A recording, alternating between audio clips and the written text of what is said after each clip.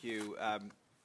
Minister Haidu, my colleague earlier asked about a case involving Canadian Healthcare Agency. They are a non-Indigenous company, very clearly. They were able, nonetheless, to take advantage of contracts that were supposed to go to Indigenous companies because they entered into a joint venture. Their partner in the joint venture was a one-person company, and that one person happened to be an employee of the company.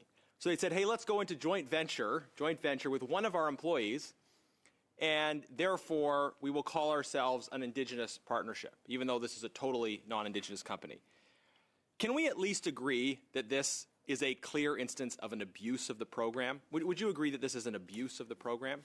I would say that the quote from Philip Ducharme, who's the VP of CCIB, is very important here. And he said, we cannot allow a few bad actors to cause us to move backwards on crucial support mechanisms designed to uplift Minister, Indigenous let me just jump in, because I've engaged actively with the CCIB, and we've brought them to the Government Operations Committee, and I agree that that the objectives of supporting Indigenous economic development, I agree with their objectives. But I want to ask you the question that I asked you already, which is, do you think this particular case is an instance of a bad apple?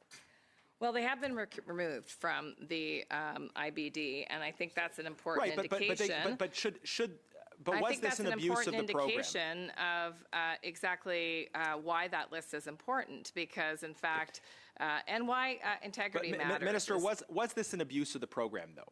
I mean, I guess you're saying they were removed, so clearly it was an abuse of the program in your view. But you seem unwilling to say yes. Was this an abuse of the program? I would say it was an abuse of being on the list without without adequate So should they pay the money back that they received under the Indigenous procurement program? Well, I think that in the case of this particular healthcare agency, two things can be true at one time. And the second thing that's true is that we have a nationwide nursing shortage. You may have heard of this. Actually, you do get up and talk about this occasionally. Yeah, Minister, I'm going to jump in because you're going far afield of the question. What we have here is cultural appropriation leading to financial misappropriation. That is, you have people that are pretending to be Indigenous in order to get money that they're not supposed to be accessing. And it is precisely this that has led the AFN to say that a majority of companies, in their view, that are getting these opportunities that are established in this set-aside, a majority of those companies, according to the AFN, are shell companies.